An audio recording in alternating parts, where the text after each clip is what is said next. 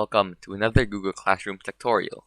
Today's video is all about the sidebar found in Google Classroom homepage. It has many features which allows you to organize things in Google Classroom, which may help you a lot.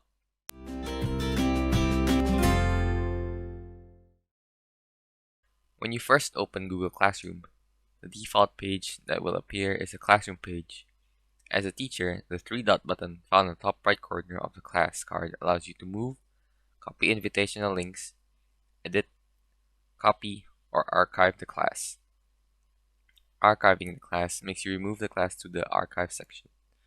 Moving the class allows you to rearrange the order of the class cards on the classroom page, and copying the class allows you to make an identical class with the same name. You could also see the student's record cards by clicking on the arrow button found under the card class. Next to the arrow button, there is a file button which, when clicked, it will show the class folder in Google Drive. As a student, on the other hand, the three-dot icon only allows you to move or unroll from your class.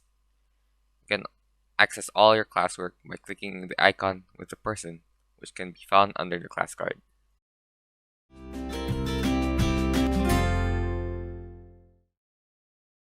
The calendar can be accessed to see assignments, due dates in the calendar, which some people may find to be more convenient. To access the calendar, on the top left corner there is a menu icon. When clicked, a sidebar will appear, and click on the calendar bar. It will then show you the calendar in weekly form, from Monday to Sunday. You can also filter which classes to display by clicking on the All Classes drop-down menu found on the top left of the screen. When an assignment is clicked, as a teacher, you will be redirected to the student work page of that assignment. On the other hand, as a student, you will be redirected to the instruction page of the assignment. Lastly, if you have roamed too far and want to instantly go back to the present day, a calendar icon on the top right corner allows you to instantly move to the present day when clicked.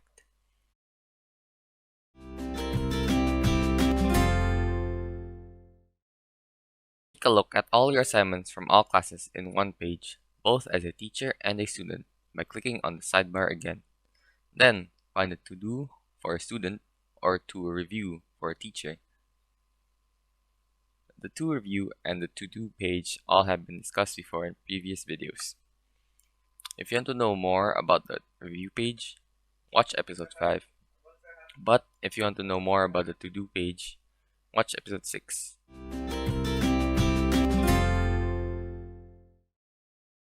Archived classes are not permanently gone. You can access them back by clicking the sidebar once again, then finding the Archive Class section. When clicked, it will show you all the archived classes. The features of this page is the same as the class page, which has been discussed previously.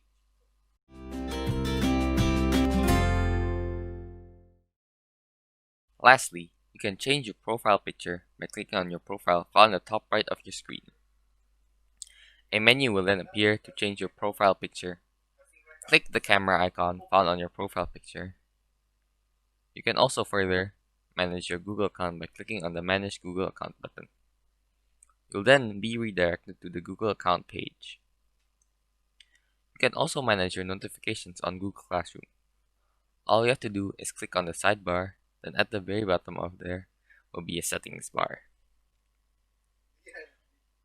A notification bar will then appear. Teachers and students have different options of notifications. For example, a student can have due date reminders for a work, but not for teachers. If you scroll to the very bottom of the page, there will be an arrow located next to the class notifications. A list of all the classes will then appear when you click it, and you can select which classes you want to receive notifications from. Thank you for watching. Hope you learned new features from this tutorial, and stay tuned for next tutorial about Google Forms. Leave a like, subscribe, and turn on that notification bell. See you next time.